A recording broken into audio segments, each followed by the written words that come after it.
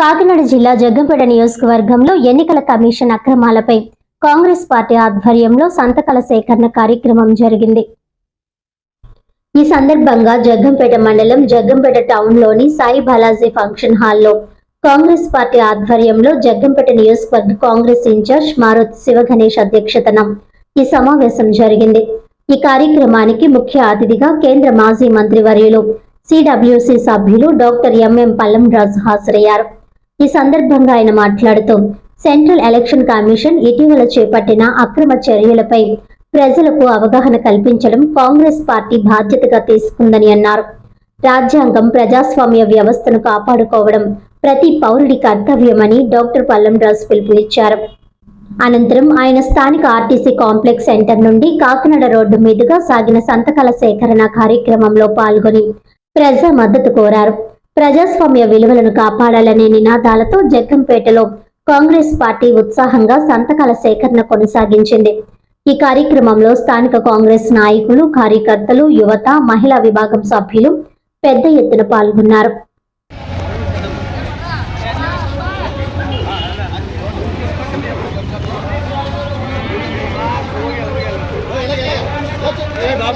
ముఖ్యంగా జగ్గంపేట నియోజకవర్గ పత్రికా విలేకరు సోదరులందరికీ కూడా నమస్కారం.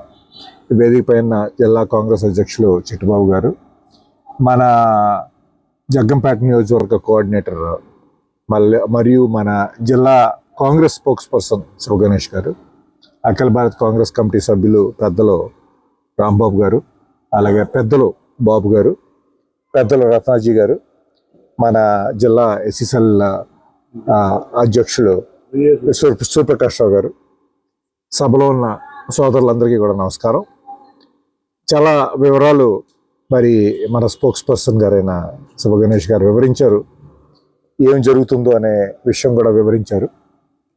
మనం ఒక ప్రపంచంలో లార్జెస్ట్ డెమోక్రసీలో ఉన్నాం.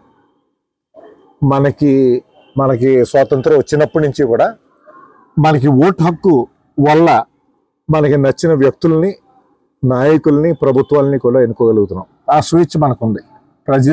ప్రతి భారత పౌరుడికి కూడా ఆ స్వేచ్ఛ ఉంది. అయితే మన డెమోక్రసీ హెల్దీగా ఫంక్షన్ అవ్వాలంటే ఈ ఓటు స్వేచ్ఛకి ఎటువంటి ఆటంకం కూడా ఉండకూడదు. అది ఇప్పుడున్న పరిస్థితులు చూస్తుంటే అటువంటి ఆటంకాలు చాలా విచ్చలవిడిగా కనిపిస్తున్నాయి. చాలా వివరాలు మరి శివగణేష్ గారు చెప్పారు. ముఖ్యంగా ఈ ఎలక్షన్ కమిషన్ అనే వ్యవస్థ బలంగా ఉన్నప్పుడు ప్రజాస్వామ్యం కూడా బలంగా ఉంటుంది. అయితే ఈ మధ్య అది క్షీణపరుస్తున్న ఎన్నో నిదర్శనాలు కనిపిస్తున్నాయి.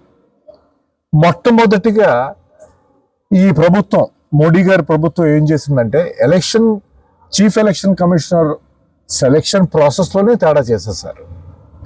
చీఫ్ ఎలక్షన్ కమిషనర్ సెలక్షన్ను ప్రధానమంత్రి గారు, leader of opposition, chief justice of India వీరు ముగ్గురు కలిసి నిర్ణయించేవారు. అంటే ఒక ఆబ్జెక్టివ్గా సెలక్షన్ ప్రాసెస్ ఉండేది. ఒక ఆర్డినెన్స్ తీసుకొచ్చి పార్లమెంట్ సమావేశంలో దానికి ఓటింగ్ కూడా లేకుండా బీజేపీ ప్రభుత్వం ఏం చేశారంటే అక్కడ చీఫ్ జస్టిస్ ఆఫ్ ఇండియా రోలే లేకుండా చేస్తారు. ఇప్పుడు ప్రధానమంత్రి, లీడర్ ఆఫ్ అపోజిషన్, ఒక కేంద్ర మంత్రి ఈ సెలక్షన్ ప్రాసెస్లో చేశారు.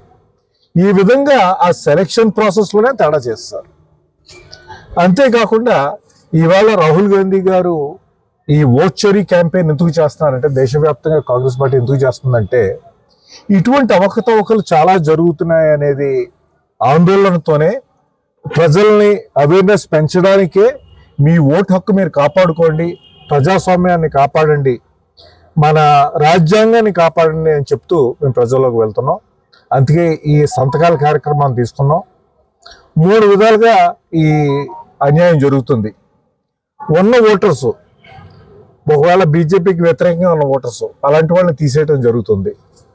లేని ఓటర్స్ వీళ్ళ సంఖ్య పెంచేసి, మరి ఉదాహరణలు మనకు ముందుకు వచ్చే ఒక ఇంట్లోనే 80 ఓట్లు, ఇంకో ఇంట్లో 50 ఓట్లు, అలాగా అడ్రస్ చూపించేసి విచ్చలవిడిగా ఓట్లు యాడ్ చేయటం. అలాగే సెక్షన్ ఫామ్ 6 అంటే కొత్తగా ఓటర్స్, కొత్తగా 18 years దాటిన వాళ్ళు ఓటర్స్గా ఎన్రోల్ చేసుకోవడానికి అది వినియోగించి అక్కడ స్థానికంగా లేని ఓటర్లను కూడా యాడ్ చేయడం, ఈ విధంగా కూడా చాలా అవకతవకలు జరిగాయి. ఈ మధ్య మరి నవంబర్లో బీహార్లో ఎన్నిక రాబోతుంది. అక్కడ కూడా మరి ఎంతమందిని, ఎన్ని లక్షలాది మంది ఓటర్లు తీసేయడం కూడా మనం చూసాం. సుప్రీంకోర్టు ఇంటర్వ్యూన్ అయ్యే వరకు కూడా, సుప్రీంకోర్టు ఇంటర్వ్యూన్ అయ్యి ఎవరినైతే తీసారో ఆ లిస్ట్ కూడా పబ్లిష్ చేయండి అని చెప్పే వరకు కూడా ఎలక్షన్ కమిషన్ స్పందించలేదు. ఎలక్షన్ కమిషన్ తరఫున బీజేపీ నాయకులు స్పందిస్తున్నారు కానీ ఎలక్షన్ కమిషన్ స్పందించట్లేదు. ఈ విధంగా ఉంది. అయితే మన ప్రజాస్వామ్యాన్ని మనం బలపరుచుకోవాలి, మన ఓటు హక్కును మనం కాపాడుకోవాలి ఉద్దేశంతో ఈవేళ ప్రజల మధ్యకి వెళ్తున్నాం మేము కాంగ్రెస్ పార్టీగా. మీరు అందరూ కూడా సహకరిస్తే, ప్రజలు రెండు ప్రభుత్వాలని చూశారు. జగన్ గారి ప్రభుత్వాన్ని చూశారు, తెలుగుదేశం ప్రభుత్వం చూశారు, ఇప్పుడు రాష్ట్రంలో సంకీర్ణ ప్రభుత్వాన్ని కూడా చూస్తున్నారు. చూసి వాళ్ళలో లోటుపాట్లు గ్రహించి పోలుస్తున్నారు. కాంగ్రెస్ టైంలో ఎలా ఉండేది, ఇప్పుడు ఎలా ఉంది అనేది పోలుస్తున్నారు. పోల్చి ప్రజల్లో మాత్రం ఒక మాట వస్తుంది, కాంగ్రెస్ స్థాయిలోనే బాగుంది, బ్యాలెన్స్డ్గా నడిచింది ప్రభుత్వ పరిపాలన అనేది కూడా మాట వింటున్నాం మేము. మరి మేము ఇంకా హెచ్చుగా జోరుగా ప్రజల్లోకి వెళ్తే తప్పకుండా ఆ స్పందన కూడా ఉంటుంది. ప్రజలు కూడా కాంగ్రెస్ పార్టీని బలోపేతం చేయడానికి పూనుకుంటారని కూడా నమ్మకం మాకుంది. వార్తలోని ముఖ్యాంశాలు మరోసారి.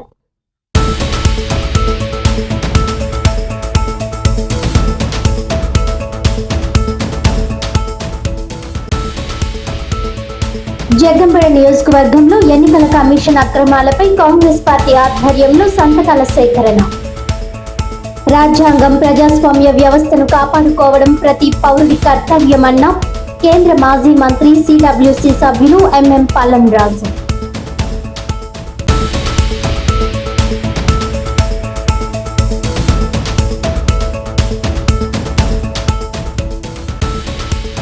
కాకినాడలో reserve police union Baptist church ఆధ్వర్యంలో కుష్టు వ్యాధిగ్రస్తులకు బట్టలు, నిత్యావసర సరుకులు, భోజనం పంపిణీ.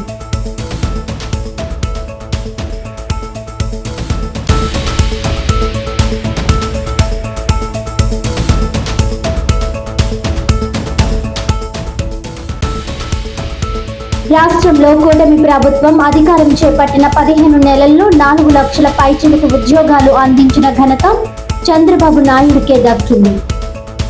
రాబో 4 సంవత్సరాల్లో నిరుద్యోగులకు మెండుగా ఉపాధి అవకాశాలు కల్పిస్తారన్న మాజీ ఎమ్మెల్యే సీతంశెట్టి వెంకటేశ్వరరావు.